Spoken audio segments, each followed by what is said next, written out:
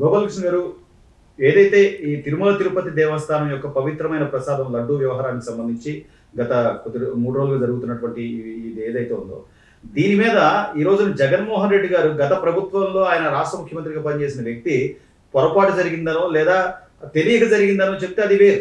కానీ అసలు ఆయన నిస్సిగ్గుగా ఈ రోజున కేవలం ప్రధానమంత్రికి లేఖ రాస్తూ ఏదో ఒక మాయమాటలు చెప్పి ఏదో ఒక కన్ఫ్యూజన్ క్రియేట్ చేసి తప్పించుకునే ప్రయత్నం చేస్తారు. మరోవైపు నుంచి మాత్రం రాష్ట్ర ముఖ్యమంత్రిగా ఉన్నటువంటి చంద్రబాబు నాయుడు గారు దీని మీద ఒక సిట్ విచారణకు ఆయన ప్రపోజల్ పెట్టారు. ఆయన దాన్ని సిట్ విచారణ చేయబోతున్నారు.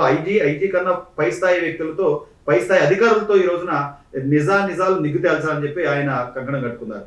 ఓవరాల్ గా ఏం జరగబోతుందంటారు ఈ ఎపిసోడ్? ముందుగా ఈ రాష్ట్ర ముఖ్యమంత్రి గారికి, చంద్రబాబు నాయుడు గారికి ఒక సిట్ వేసినందుకు, ఐజీ అధికారి ర్యాంక్ కంటే పైన ఉన్న వ్యక్తులతో సిట్ వేస్తున్నందుకు ధన్యవాదాలు తెలియజేయాలి అందరి భక్తుల తరపున. ఈ రాజకీయ అంశాలతో కూడిన నేపథ్యంలో జగన్మోహన్ రెడ్డి రాసిన లెటర్లో కంటెంట్ లేకపోయినా ఒక హెడ్ క్లర్క్ ఎలా రిపోర్ట్ ఇస్తాడో ప్రధానమంత్రి స్థాయి గల వ్యక్తికి అలా రిపోర్ట్ చేశారు. దాంట్లో ఆయన ఫోకస్ చేసింది ఏంటంటే, చంద్రబాబు నాయుడు గారు సవివరంగా ప్రెస్ కాన్ఫరెన్స్లో వివరించారు. అయినా ఆయన ఫోకస్ చేసిన అంశాలు ఏంటంటే, చంద్రబాబు గారు ఒక అబద్ధాల కోరు, 100 రోజుల పరిపాలన ఫెయిల్యూరు, దాన్ని ఓవర్కమ్ అవ్వడానికి డైవర్షన్ పాలిటిక్స్ పెట్టారు. అలాగే అక్కడ మేము అది చేసాము, ఇది చేసాము, ప్రొక్యూర్మెంట్ ప్రాసెస్ ఇది ఇలా చేసాము, జూలై 12న రిజెక్ట్ అయింది, this are all part of the game అన్నట్టుగా ఆయన లెటర్లో ఒక 4-5 పేజీల లెటర్ని confusion state of affairs create చేయడానికి ఆయన ఆ లెటర్ని రాశారు. ఆ లెటర్లో డిక్టేట్ చేసింది ఎవరో కానీ నాకు ఒక్క సెంటెన్స్ చదివిన తర్వాత చాలా నవ్వు వచ్చింది. ఎందుకంటే, పౌష్టికాహారం లేని ఆవు నుంచి వచ్చిన పాలు ఇటువంటి ఫారెన్ మెటీరియల్స్ వస్తుంది, ఆ పామ్ ఆయిల్ కంటెంట్ ఎక్కువ కనిపిస్తుంది, కాబట్టి ఇలా జరుగుతుందని చెప్పి ఆయన దాన్ని సమర్థించుకుంటున్నారు. అంటే యానిమల్ ఫ్యాటు వస్తుందా? అది తెలియదులే. అది మరి ఆయన ఏమన్నా సైంటిస్టా, కొత్తగా రీసెర్చ్ చేసి కనుక్కున్నారా? అంటే పొదుగులోంచే యానిమల్ ఫ్యాట్ వస్తుందా? ఆయన ఏం మాట్లాడారో ఏం రాశారో ఆయనకి అసలు కనీసం ఆయన 5 సంవత్సరాలు 19-24 మధ్యలో ముఖ్యమంత్రిగా చేసిన తర్వాత ఏమి నేర్చుకున్నారు? అలాగే ఇంకొక అంశాన్ని కూడా ఆయన ఉదాహరించారు. రాష్ట్ర ముఖ్యమంత్రులు, ఇతర రాష్ట్రాల ముఖ్యమంత్రులు, కేంద్ర మంత్రులు, బీజేపీ వారు రికమెండ్ చేసిన వాళ్ళని మేము మెంబర్స్గా వేస్తాము, అది ఆనవాయితీ అన్నారు.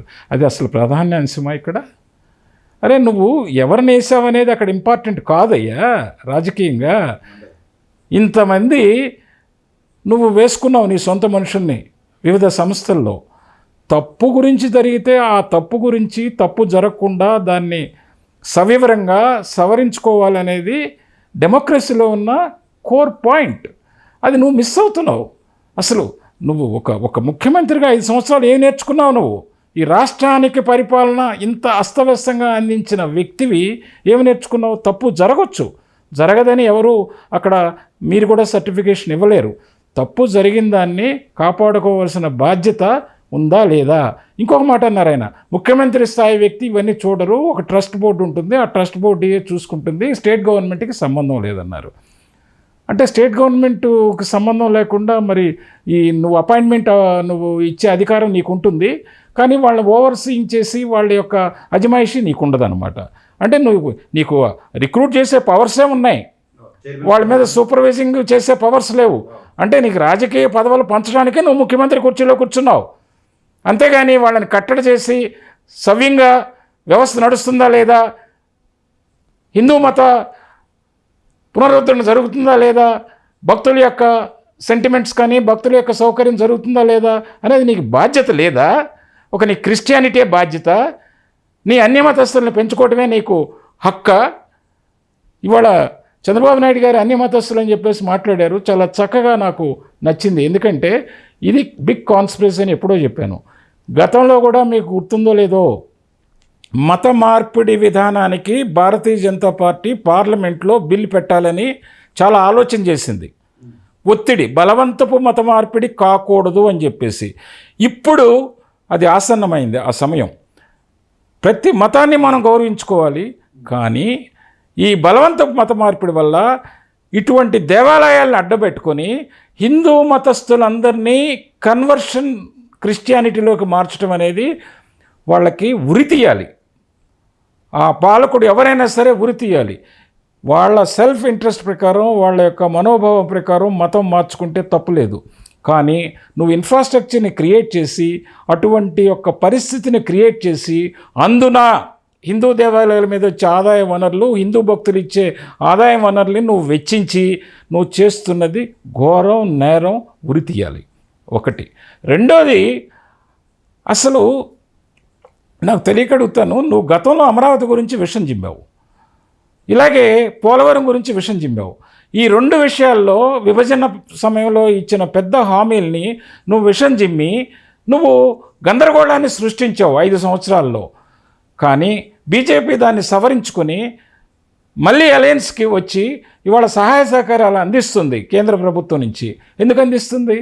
వాళ్ళకు తెలుసుకున్నారు కాబట్టి. ఇది ఇతను చేసే కుట్రపూరిత మోసాలని తెలుసుకున్నారు. ఇప్పుడు నడ్డా గారు ఏం చెప్పారు? ఓకే, ఆ రిపోర్ట్స్ ప్రకారం వాళ్ళకున్న ఏజెన్సీ ద్వారా కూడా మళ్ళీ పరిశీలిస్తాము, తగిన చర్యలకి మేము రిపోర్ట్ పంపిస్తాము అని చెప్పారు కదా.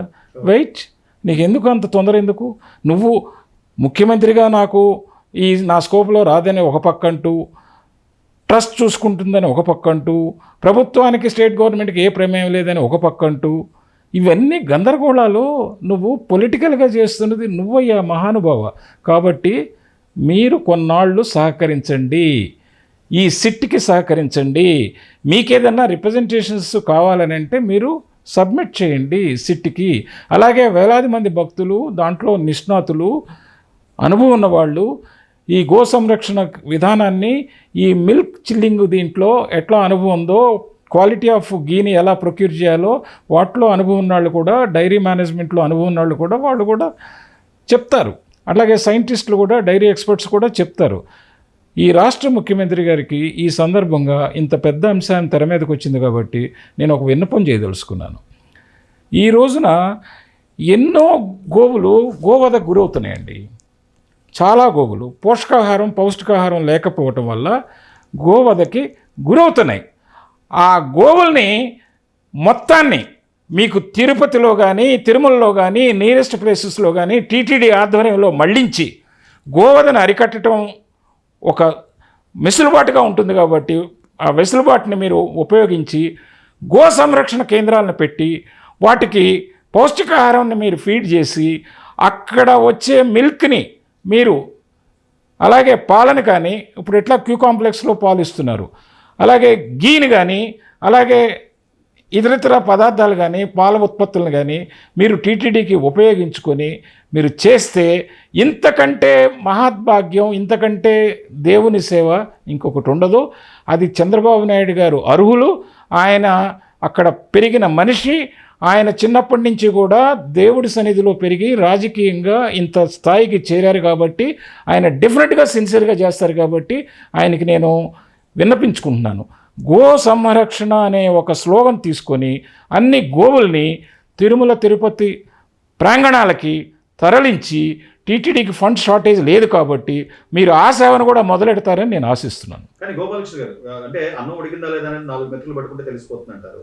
జగన్మోహన్ రెడ్డి గారు గత ప్రభుత్వ హయాంలో ఆయన హిందువుల పట్ల కానీ, హిందువుల మనోభావాలకు సంబంధించి కానీ కొన్ని అంశాలలో ఆయన చెప్పకనే చెప్పినట్టుగా, ఎందుకంటే ఈ రోజున గుడి సెట్టు ఆయన తాడేపల్లి ఇంటి దగ్గర నిర్మించుకున్న, ఏది సంక్రాంతికి సంబంధించి, పండుగకి సంబంధించి, లేదా గతంలో బ్రహ్మోత్సవాలకు సంబంధించి దంపత సమేతంగా వెళ్లాల్సింది ఆయన ఒక్కడే వెళ్ళి ఏదో ఆ తలంబరాల్ని 1కి 10 సార్లు తలని ఇలా అనుకుని ఆ రోజు అదే చాలా మందికి స్పష్టమైపోయింది ఆయనకి మన విశ్వాసాల మీద కానీ, లేకపోతే పద్ధతుల మీద కానీ ఆయనకి అంత విశ్వాసం లేదనే ఒక ఉదాహరణ.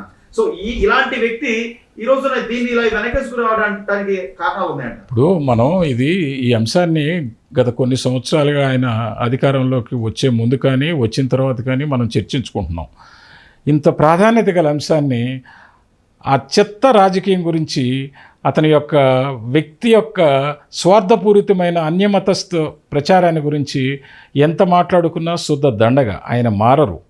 ఆయనకి ఇతర మతస్థుల్ని గౌరవించడం అనేది ఆయన బ్లడ్లోనే లేదు. ఉన్న వ్యక్తి అయితే క్రిస్టియానిటీ ఉన్న ఇద్దరు వ్యక్తుల్ని కరుణాకర్ రెడ్డి గారు కానీ, ఆ మూలాలు ఉన్న వ్యక్తి ఫ్యామిలీలో సుబ్బారెడ్డి గారిని కానీ చైర్మన్గా వేస్తాడేంటండి ఈయన? వేస్తాడా? అలాగే ధర్మారెడ్డి గారిని ఇవాళ చంద్రబాబు గారు చెప్పారు కదా, ఆయన ఎన్ని అఘాయిత్యాలకి పాల్పడ్డాడో. అలాగే నేను పింక్ డైమండ్ గురించి చెప్పాను గతంలో మీ వీడియోలో, మీ మీడియాలో.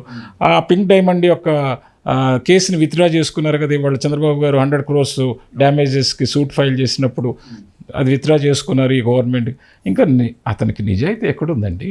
మనం ఆ అంశం మాట్లాడుకోవటానికి కూడా వేస్ట్ ఆఫ్ టైం, ఎనర్జీ. మనం ముఖ్యంగా చంద్రబాబు నాయుడు గారి ద్వారా, ఈ రాష్ట్ర ముఖ్యమంత్రి ద్వారా, అలాగే ఈ అలయన్స్లో ఉన్న బీజేపీ, జనసేన పార్టీల ద్వారా మంచి వ్యక్తులు ఉన్నారు మనకి. పురంధేశ్వరి గారు కానీ, పవన్ కళ్యాణ్ కానీ చంద్రబాబు నాయుడు గారికి సహకరిస్తున్నారు. కేంద్ర ప్రభుత్వం సహకరిస్తుంది. వాళ్ళకు కూడా ధన్యవాదాలు చెప్పాలి. పోలవరం అమరావతి కళ ఎలా సాకారం చేసుకుంటున్నామో తిరుపతి తిరుమల దేవస్థానాన్ని కూడా ప్రక్షాళన చేసి, నేను ముఖ్యంగా విన్నవించిన అంశం గో సంరక్షణ ఇక్కడి నుంచే మొదలెట్టాలి.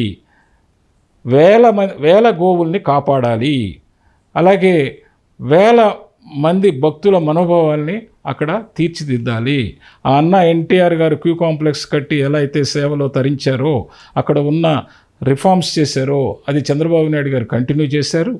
కాబట్టి తెలుగుదేశం ప్రభుత్వ అధినేత తప్ప నిజాయితీగా ఇంకెవరు చెయ్యలేరు, చెయ్యబోరు. చివరిగా గోపాలకృష్ణ గారు, ఒక తిరుమల తిరుపతి వెంకటేశ్వర స్వామి భక్తులుగా కానివ్వండి, లేదా అనుభవంగా మీరు రాజకీయ అనుభవం కలిగిన వ్యక్తిగా కానివ్వండి, ఈ రోజున భారతీయ జనతా పార్టీ కానీ, లేకపోతే మీరు చెప్పిన తెలుగుదేశం పార్టీకి సంబంధించిన రాష్ట్ర ముఖ్యమంత్రి వర్యులు చంద్రబాబు నాయుడు గారు కానివ్వండి, లేదా జనసేన పవన్ కళ్యాణ్ గారు, వీళ్ళ ఈ కూటమి ప్రభుత్వం ద్వారా ఈ అంటే ఇన్ని కోట్ల మంది ప్రజల మనోభావాలు దెబ్బతీసే విధంగా జరిగిన ఈ ఏదైతే అపచారం ఉందో దానికి పూర్తి స్థాయిలో అంటే దాని మీద ఒక పూర్తి స్థాయిలో ఇన్పుట్ బయటకు వచ్చే అవకాశం ఉందంటారా? అంటే డెఫినెట్గా ఇది ప్రక్షాళన కావిస్తుంది. ఎందుకంటే బహుశా నా ఉద్దేశంలో ఒక అశుభం జరగబోయి చంద్రబాబు నాయుడు గారు అలిపిరి సంఘటనలో బయటపడ్డారంటే ఆ వెంకటేశ్వర స్వామి ఆయన్ని బతికించుకున్నారు ఈ ప్రక్షాళన చేయటానికి. నేను అది గట్టిగా విశ్వసిస్తున్నాను. ఒక మంచి వ్యక్తి ద్వారా ఒక భక్తుడు సిన్సియర్గా చిన్నప్పటి నుంచి నన్ను పూజించే వ్యక్తి రాజకీయాల్లో ఉన్నాడు కాబట్టి, ఎదుగుతున్నాడు కాబట్టి ఆయన నేను బ్రతికించుకుంటే నా యొక్క ధర్మాన్ని నేను బ్రతికించుకుంటానని చెప్పేసి ఆయన్ని మనకి ఈరోజు ముఖ్యమంత్రిగా మనకు చూసే అవకాశం కల్పించారు. కాబట్టి I strongly believe Chandrababu Naidu గారు దీన్ని టోటల్గా ప్రక్షాళన చేస్తారు.